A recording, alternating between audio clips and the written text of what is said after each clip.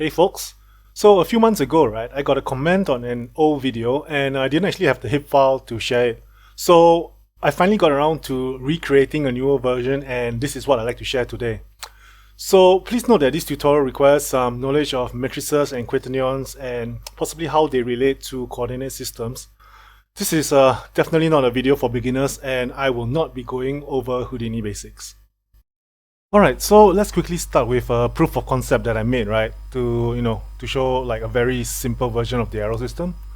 So what I have here is a grid divided blast. So I'm just going to get this, going to move it to primitive center, and I'm going to create three attributes: x-axis, y-axis, and z-axis. So these are all orthogonal vectors. So let's take a look. So x, y, and z. All right. So I'm just quickly going to just transform it to some kind of random position here, right? I'm not touching transform, right? Because I want the axis to be like at the origin. All right. So now I have this fake arrow, and I'm just going to put it relative to the hit frame. So what we have here, right, is we have this primitive at this odd orientation, and then we have the arrow hitting it at this angle here. Right. So what we want to do, right, is when this primitive rotates, right, we want this exact arrow to rotate as well. So we have this hit frame, right, which is a static frame, and I also have this rotate to some random axis live. So what this does, right, is just rotating, the primitive, right, on its axis. It's just a y-axis rotation, really. And so what I'm going to do, right, is I have this VOP here. So this VOP here, the first input is going to be, this arrow here, and this arrow here, is just a static arrow right now. It's just, this arrow is going to be this is the orientation of the arrow in relation to this particular one. So we have a hit frame, right? Hit frame is going to be sort of our static reference frame. So I'm putting that into, the second input, and for the third input, right, would be the animated frame. Alright, so what I'm going to do here, I'm just going to jump into rotate to match to see what's going on. So rotate to match, right, I'm importing the x, y, and z axis here. So this will, and remember to put the primitive number here, it's just 0. And I'm just going to put it into a vector to matrix. And this will actually give me a rotation matrix for this particular polygon. So this is the, the rotation matrix to get from this this three axes, and I'm going to do the same here for this three x, y, and z as well, except that this one, right, is coming from the third input. So third input is coming from the live. So in essence, this will actually be giving us like the the final rotation of the primitive, which is like live rotation of the primitive, right? So it will give us the live rotation as a matrix here. So in order to move the arrow from this position, right, this position here, and to orientate it to, you can see the templated version, right, the templated version here. What we need to do is actually subtract the rotation of the hit frame, so it brings it to kind of the origin, and after that, right, we apply the final rotation that's coming from here, which is what is going on here. So we have, this is the rotation from the hit frame, and I'm going to apply a transpose. So a transpose, right, will actually give the inverse of the rotation, and we apply the so well, I'm going to like conjugate the matrix, like apply the matrices at once, right? So this one is going to undo the rotation of the hit frame, and this matrix is the one that is doing the rotation to the current frame, the third input frame. So I simply multiply them together. So in essence, right, it will undo the transform here, undo the rotation here, and then multiply, just rotate by this matrix here, and so the position I'm just going to multiply by this final rotation matrix here, and that is what we're going to get. So if we rotate to match, and I'm going to put this on, right, so it's going to match the rotation exactly with the primitive rotation. So this is basically the concept that we are going to use for the arrow system. So when the arrow actually hits the primitive, right, it will record its own orientation as well as the orientation of the hit primitive. So once you have this orientation of the arrow and the orientation of this primitive, right, you can undo the rotation of the arrow, undo the rotation using the hit primitive, and then apply the translation to the new primitive's rotation, and that will give us the illusion that the arrow is stuck onto the primitive. We do not need to care about position, right? Because in pops, right, when the particle hits a primitive, right, it will actually stick to the position permanently. So in that case, we don't really need to care about the position. All right, so let's move on to actually looking at how the arrow system works. All right, so let's dive in and take a look at what makes this arrow system tick. Let's start with the colliders first. All right, so the colliders are actually very simple. So what we have here is just simply, a grid that's extruded, and I divided it so it becomes triangles.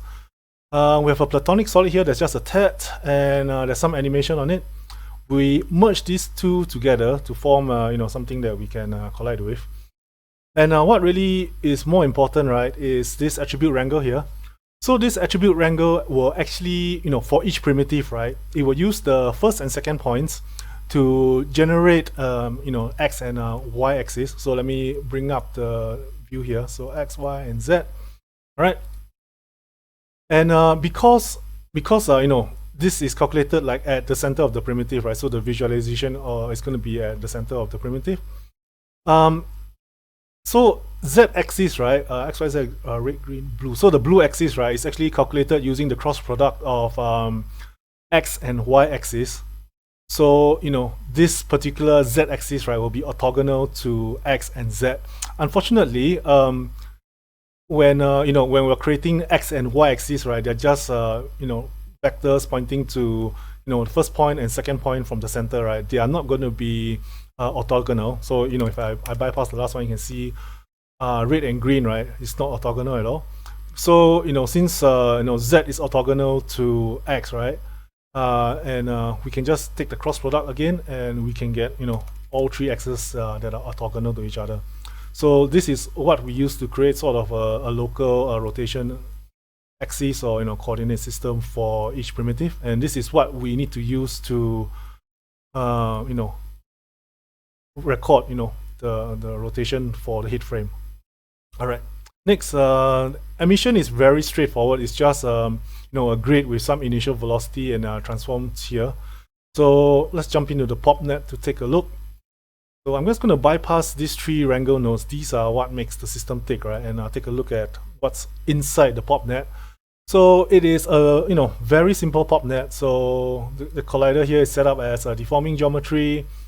Our input has activation when it's less than 48 frames, constant birth rate, first contact geometry. There's a bit of velocity and variance here, just to give us a nice spread. And I believe on the pop solver, the response is just set to stick. All right, so for the next thing, we are going to look at what kind of variables that we're going to be initializing. So I have this initialize variables wrangle, and this wrangle only runs once on BG, which is the birth group. I've set up the birth group here, just one group to BG. And I have a flag here, right, that's called recorded collision equals 0. So we will use this as a flag later on, right, to ensure that when the particle collides against the primitive, it will only run a certain piece of code, this piece of code here, once. All right. So, and the next three attributes here, right, collider x-axis, y-axis, z-axis, right, this will actually store the what we've got on the collider here, the x, y, z axis values onto the particle itself. And what do we have? We have a hit prim attribute, so this one will store the hit primitive. Let me see, we can visualize the primitive here. So so it will store this value onto the particle. So the reason why we do that, right, because if you pops by default, right, it does record the primitive that the particle collides with. Unfortunately, I've noticed that sometimes this can jitter around, and it cause jittering in our not the simulation itself, but when the values change, right, then the particle will look up a wrong primitive. So instead of letting that happen, I just store the hit primitive on the particle itself, so there won't be any jitters. And this particular one, x-axis, y-axis, and z-axis, right, stores the the local up and forward vectors for the particle every frame. We'll look at that shortly. That's the next thing we're going to look at. So the next one we're going to look at is this node called update x-axis every frame. So what it does, right? Okay, so if I bypass the node, you can see that now it's generating like the local coordinate system, the forward and up every frame. Right, so this is very similar to how we generate the coordinate system for the geometry, except this time we're using our forward axis, z axis, right? It's just simply using the normalized velocity. So one issue with this, right, is you can see, right, once the moment it collides against the any geometry, right? Well, we no longer have any direction or forward vector and up vector, right? Because we're using v to do the calculation, and once it hits, right, v is set to 0, which is why we want to store that particular hit frame using the second wrangle node here. So let's jump in. So this second wrangle node, right, only runs once. It will detect when the stuck attribute is equal to 1. So the struct attribute is generated because we have our response here set to stick, right? And if we go to the spreadsheet here, okay, stuck will be set to 0 when particles are not stuck.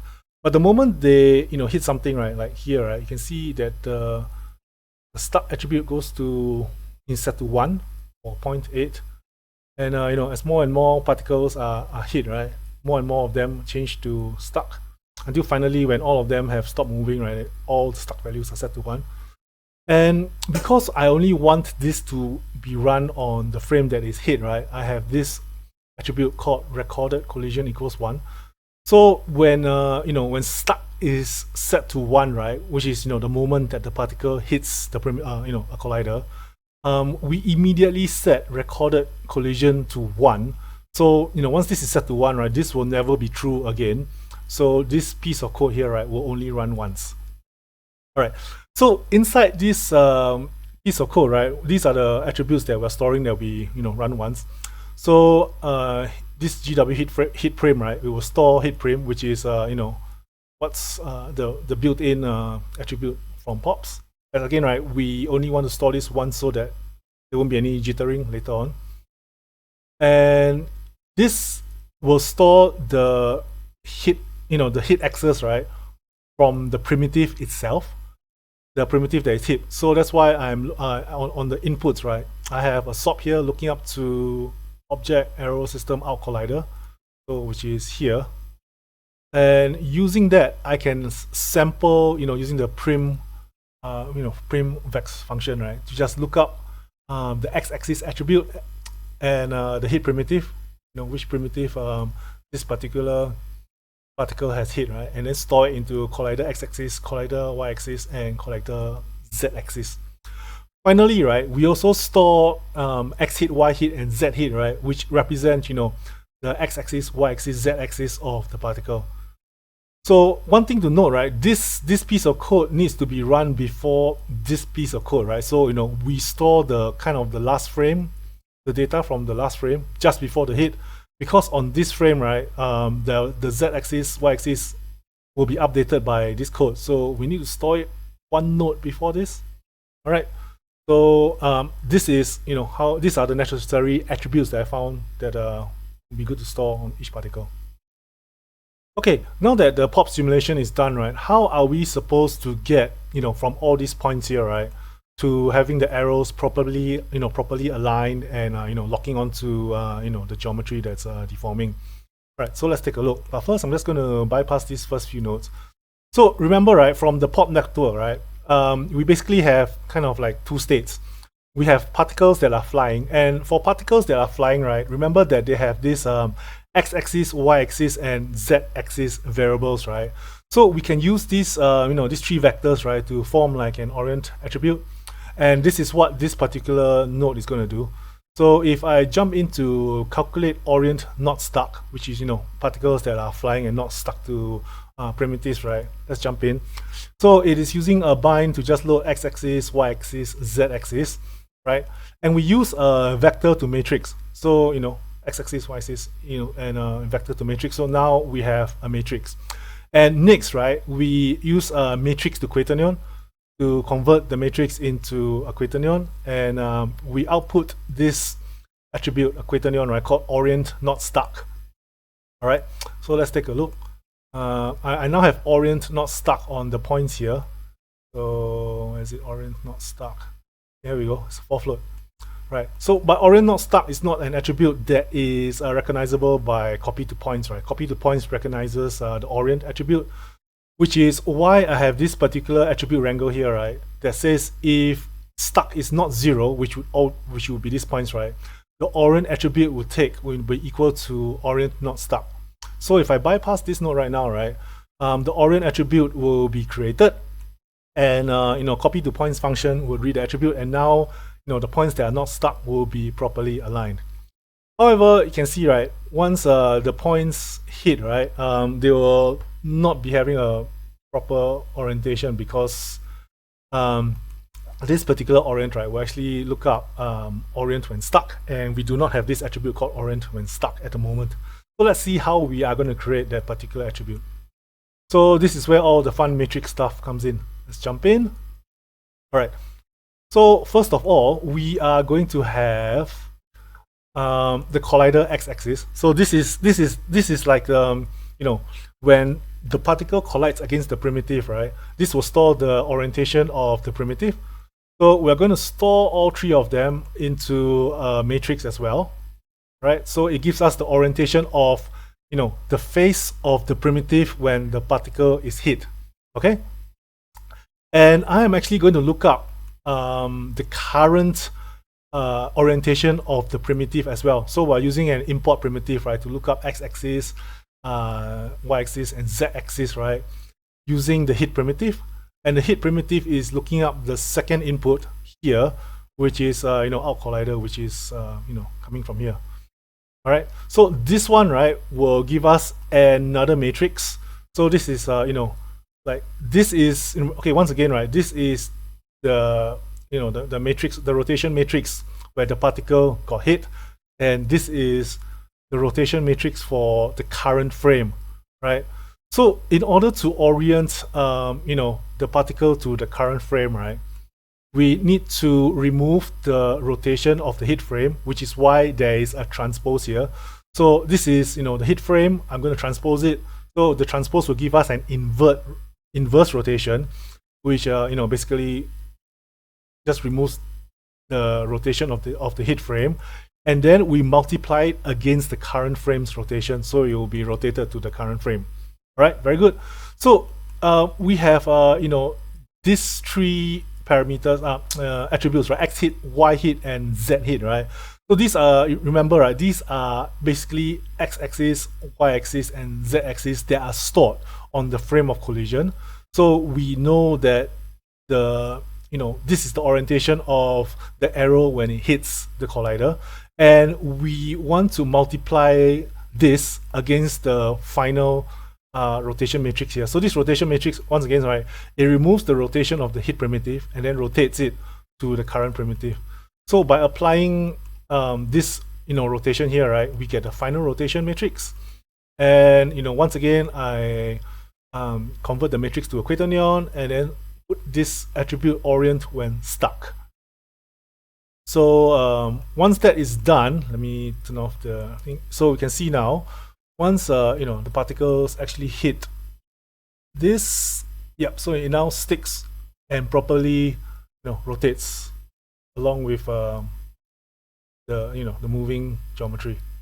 All right, so that works. So this is exactly what I wanted. And but one other thing that for VFX people, right, you always want to have some kind of variation, right? So right now, you can see the orientation of all the arrows, right? Because Y is up when I originally set it, so all of them are oriented this way.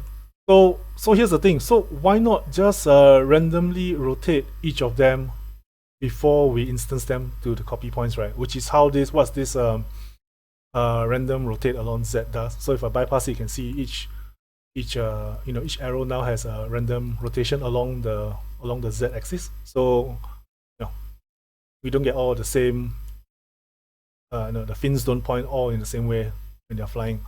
So in this particular case, right, we actually use the rotate VOP here, and basically I'm just doing a random, for each ID generates a random number, and I'm going to fit 0 to 1, to negative pi to pi, and then set it as an angle here, and the axis is set to z-axis, right? And once again, I convert to because this generates a 4x4 matrix, right? And I'm converting it into a 3x3. Then we can convert it to a quaternion. And okay, so quaternions here, I'm not exactly sure how Houdini handles the quaternion, right? But if I do a quaternion multiply of the Orient attribute against this random rotation and output Orient again, it gives us this particular randomization of the arrows. All right. So I think this concludes how the arrow system works, and hopefully you can just run around inside to understand exactly what I've done. Okay, so after having done the prototype for the arrow system, right, I wanted to try it out in a sort of a fun test shot. So we have this particular shot. Now, this is using basically the arrow system I've demonstrated earlier. The main difference is, right, none of the arrows will actually stick to the warhammer. And towards the end, right, when there's an impact, right, all the arrows fly off in all directions. So let's take a look at how I achieved that. So first of all, right, let me see here. No, I'm sorry, I need to go to colliders. I actually put an attribute on the collider called hard surface equals 0, right? So entirety of crack, right, will have this attribute as well as the ground here. However, for the hammer, right, I've created a special group here for the hammer, and I've set hard surface equals 1 here. Right, so and if we go to the arrow system itself, the arrow system itself is basically running the same setup. The only difference is I'm actually saving this hard surface attribute onto the particle as well as hit frame. All right, so the reason for this, right, is if we go to arrow system, I can see, right, it's doing the same orientation thing, stuff like that. I'm actually creating this group here called if there is if the stuck is equals to 1, that means it's stuck, right? And hard surface equals to 1, which means it has to be stuck and it has to be stuck on the warhammer. It will be included in this group called stuck group. So this group, right, will be just split apart. So if I go to a later part of the sim, you can see that there's a few points in this group, and everything else that's not part of the warhammer, right, goes to the copy to points, because these are the points that are stuck and they can go for rendering. Is not a problem. So these are the particular points that are going to be simulated in a rigid body simulation. So let's pop over to sim arrows hitting warhammer. So as you can see here, we've got these points coming in. So these are the points that are coming in. But obviously, these points hit the warhammer at different times, right? So we do not want to simulate all of them at one go, which is why this wrangle, right, only keeps the points on the frames that they hit. So you can see there's like this frame there are some hits, this frame there are some hits. Only on those frames, right, do we actually generate the geometry that will be put into the simulation. So yep, so you can see there's only a few frames where we actually want to do the simulation on, emit on, right? So for this particular case, right, I'm actually going to be using RBD fractured objects, because I think they for like this kind of small fine objects, right, they give a much better simulation result compared to using the bullet simulation. I was trying the bullet simulation and I just could not get a result that I liked. So I went with RBD fractured object, because it's so much easier to get a nicer result of it. And yeah, so basically RBD fractured object, I didn't really do much. It's just a gravity RBD solver itself. I didn't even touch the solver. An RBD fractured object. So the only thing is, right, so I'm checking if if the number of points for -1, right, -1, which is out arrows here. So if the points are greater than 0, right, I'll emit on the particular frame. So like on 61, there's a then you emit on that frame. And for collisions, right, I believe I set oh no, it is set to point, so that's fine. And yep, so yeah, that's about it for these. So these simulate really well. So yeah, because I was trying RBD, what do you call it, bullet solver, right? And it just required a lot of work to actually get stuff done, and I'm just doing this. It's a quick video, right? So I spent so much time on this video. I didn't want to mess around, and I knew that I can get a very good result with RBD fracture, so I just went with that. So this is for the hard surface sim, right? So in render arrows here, right? Basically, I'm just merging the bulk of the arrows here, as well as the hard surface sim here, and then merge them for rendering. So for the impact, right, I'm actually using the combination of both these arrows and then just switching over to another sim that when the impact occurs. And the arrow, when the impact occurs, right, it's a very similar setup. So I'm just pulling in all the arrows from here, stuff like that at a particular frame. This is basically pulling in the frame before the impact, right? Then yeah, so these swaps here, right, just basically giving velocity attributes, the initial velocity, and that's about it really. So for the DOPNet, right, I'm just only simulating just one frame. I'm just solve on creation frame. We have the collider, the background collider, crack, gravity, a bit of drag, and yeah, that's about it. So the end of the sim you get this. So 2, 4, 6, you get this, which is why in the render, right, I just simply swap them.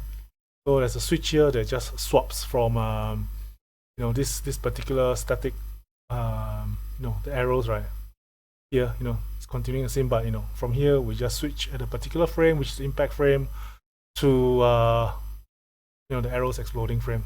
So from here, all the arrows hitting, blah blah blah, animation, and what we got. So I don't think I'll be putting up this file on Oddforce or somewhere else, right? Because it's really messy. I just wanted to get it done fast, so it's quite messy. And I mean, honestly, I'm sure it's very easy to figure out how to detect whether it's hitting the wallhammer or not, and splitting it into different simulations and then rendering all together.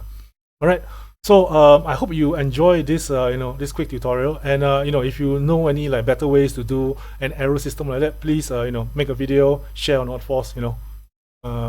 We share ideas, we get better. All right. So hope you have a good day. Take care.